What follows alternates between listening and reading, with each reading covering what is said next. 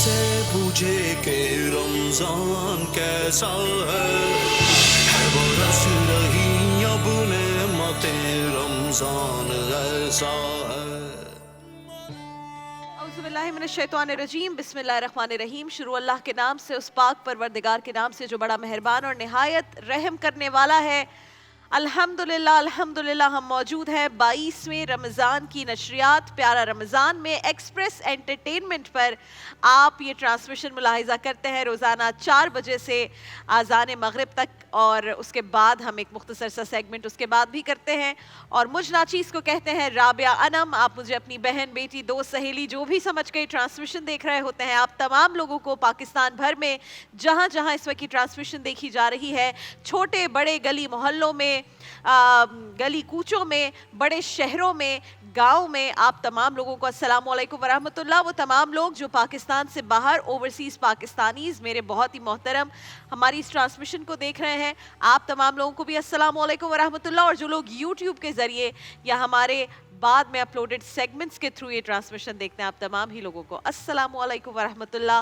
रमज़ान मुबारक के आखिरी अशरे में मौजूद हैं, और अब ये जुमला वाक़तन बोलते हुए ऐसा लगता है कि हम तो शायद आदतन ये बोल रहे हैं, लेकिन यकीन जानिए कि ये माह मुबारक इस साल ख़ास तौर पर पाकिस्तान वालों को तो इसका अंदाज़ा ही नहीं हो रहा कि इतनी तेज़ी से गुज़र रहा है।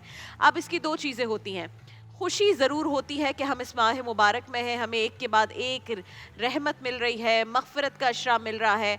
उसके बाद हमें जहन्नुम की आग से निजात का अशरा मिल रहा है, दोज़ख की आग से निजात का अशरा मिल रहा है। फिर हमारे पास ईद आ रही है, तो ज़ाहिर इन तमाम बातों की फ़ितरतन एक खुशी है, लेकिन दुख भी है, दिल टूटता भी है कि इस बार मैं जितने लोगों से मिली, उन्होंने कहा है कि इतनी तेज़ी से जा रहा है कि हमें लगता है क़यामत की निशानियों में से भी ये एक है कि वक्त इस कदर तेज़ी से गुजरेगा कि थमने को नाम नहीं लेगा।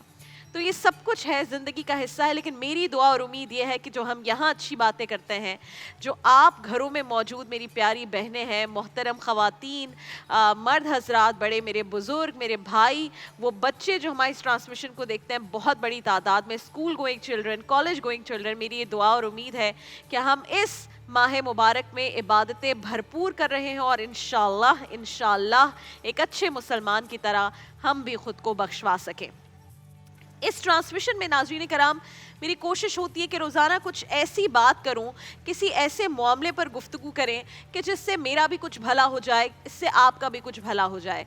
हमने रोज़ाना ऐसे टॉपिक्स को चुना है जिस पर हम गुफ्तगू करते हैं, और आज जिस टॉपिक को हमने चुना है उसके बारे में कई अहादीस हैं, कई मकामात पर ज़िक्र हुआ है। और जो सबसे एक अहम बात है जिस पर मैं बात करना चाहती हूँ वो ये कि इतना ज़्यादा ज़िक्र होने के बावजूद हम इस चीज़ को, इस मामले को, हम इस पर गौर ही नहीं करते। और उसकी क्या रीज़न है वो भी मैं आपके सामने रख देती हूँ। लेकिन चंद अहादीस शरीयत में, सबसे पहले तो आज जिस मामले पर हम बात कर रहे हैं यानी पड़ोसियों के हुकूक, शरीयत में नाज़रीन कराम कहा गया है कि जो तुम्हारा घर है उसके दाएं बाएं आगे पीछे 40 घर, वो सब तुम्हारे पड़ोसी हैं। 40 घर। और रसूलुल्लाह सल्लल्लाहु अलैहि वसल्लम रिवायत के मुताबिक फरमा रहे हैं 3 बार, अल्लाह की कसम वो ईमान वाला नहीं, अल्लाह की कसम वो ईमान वाला नहीं, अल्लाह की कसम वो ईमान वाला नहीं। 3 बार ये कहकर रसूलुल्लाह फरमाते हैं कि जिस बंदे की एज़ा से उसका पड़ोसी बचा हुआ ना हो, यानी कि अगर हम ईमान वाले नहीं हैं तो ये तो सब जानते हैं कि जन्नत के दरवाजे बंद कर दिए जाएंगे। अब अल्लाह की कसम वो ईमान वाला नहीं, 3 बार रसूलुल्लाह सल्लल्लाहु अलैहि वसल्लम फरमा रहे हैं। और हदीस में जो तरीक़ाकार है आपको अंदाज़ा हुआ होगा, जो रसूलुल्लाह सल्लल्लाहु अलैहि वसल्लम जब बहुत ज़्यादा फोर्सफुली किसी बात को लोगों तक पहुंचाना चाहते थे, वो चाहते थे कि जहन नशीन हो जाए ये बात सहाबा कराम के और आसपास जो लोग मौजूद हैं, तो रसूलुल्लाह 3 बार उस बात को दोहराते थे। तो 3 बार दोहरा के कह रहे हैं कि अल्लाह की कसम वो ईमान वाला नहीं कि जिसके इज़ा से उसका पड़ोसी बचा हुआ ना हो। यानी अगर हमसे हमारे पड़ोसियों को कोई तकलीफ पहुंच रही है तो हम जन्नत में दाखिल नहीं हो सकते, हम ईमान वाले नहीं हैं। अब हमारे यहाँ क्या सूरत हाल है आजकल, और ایک اور روایت اس کا بھی ذکر کرتے ہوئے آگے بڑھوں. رسول اللہ صلی اللہ علیہ وسلم فرماتے ہیں کہ حضرت جبرائیل علیہ السلام اتنی بار پڑوسیوں سے متعلق معاملات لے کر یا کچھ بات کہنے کے لیے میرے پاس آئے کہ مجھے لگا کہ مرنے کے بعد انسان کی وراثت میں پڑوسیوں کا حق بھی نہ بتا دیا جائے.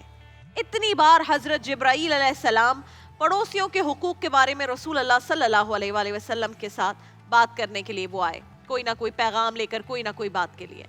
تو پڑوسیوں کا اتنا حقوق, اور ہمارا یہ معاملہ ہو گیا ہے انفارچونیٹلی کہ ہم اب ایسے علاقے ڈھونڈتے ہیں جو پوش علاقے اس وقت ہمارے شہروں کے ہیں. وہ پوش علاقے وہ ہوتے ہیں جہاں ہمیں یہی نہیں پتا ہوتا کہ ہمارے ساتھ والے گھر میں کون رہتا ہے.